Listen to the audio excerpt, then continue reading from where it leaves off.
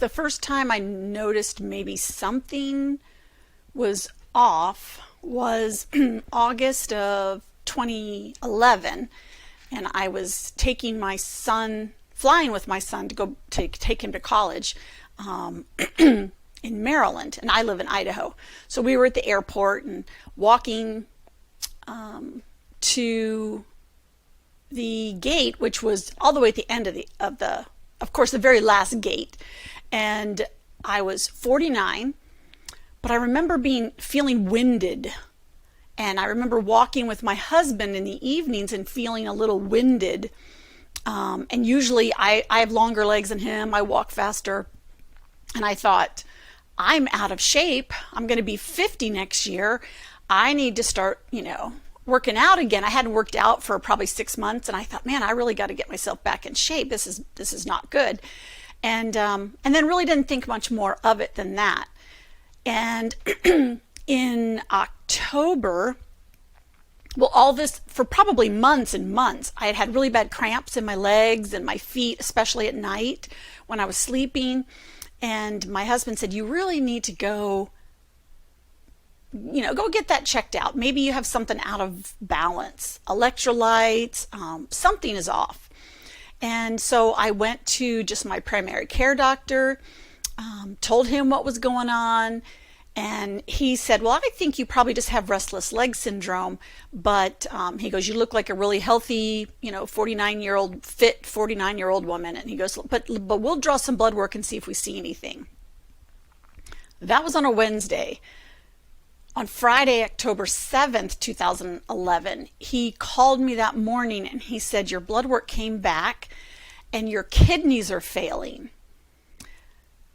And I was just like, what do you mean my kidneys are failing? I mean, how can that be? And he said, your kidneys are actually only functioning at 8% of normal. So he says, I want you to go to the emergency room right away and they'll draw more blood work and we'll see if, we'll confirm this or see if it was a mistake or whatever. So of course I called my husband kind of in a panic. He was at work. He came home, got me, we went to the ER.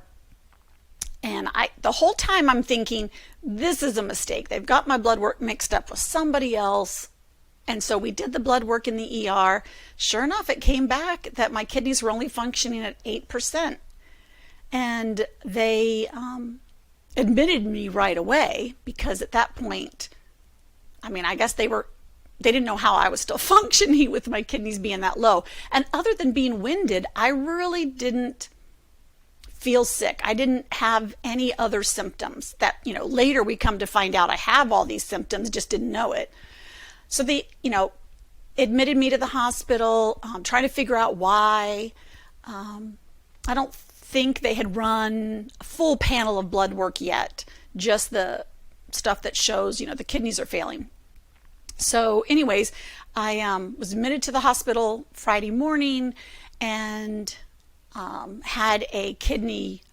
Well, I saw a nephrologist right away. He came in, was fully prepared to put a jugular catheter in and start dialysis immediately because my kidneys were so bad. But he said he walked in the room and that it was probably 6 o'clock that evening, and he said, you looked so good and were coping so well. I decided not to go with the jugular catheter and didn't really do anything at that moment. So anyways, we did an ultrasound, which didn't show anything. Did a kidney biopsy on Monday morning. I got discharged, I think Monday afternoon. Maybe it was even the biopsy was Sunday, but anyways, I got discharged on Monday and still didn't know what was going on. Was waiting for the results of the biopsy, and the nephrologist called me Tuesday, maybe around 5:30, 6 o'clock that evening, and said, can you meet me at my office tonight about 7:30? Well, right away, my husband and I are like, that's not good.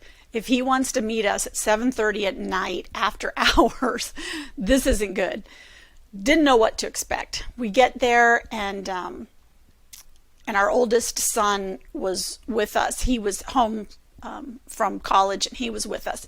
And the nephrologist said, "You have light chain deposition disease." He goes, "It's not cancer, but it's treated like cancer." And he says, "Do you have an oncologist, or do you know an oncologist?" And we're like, "Well, of course not." I was a perfectly healthy person at that point, or thought so. And so he says, "Well, I have a friend who's an oncologist, and I'll refer you to him." That was Tuesday night. By Friday, I had an appointment to see the oncologist here at our local cancer institute, and went in to see him.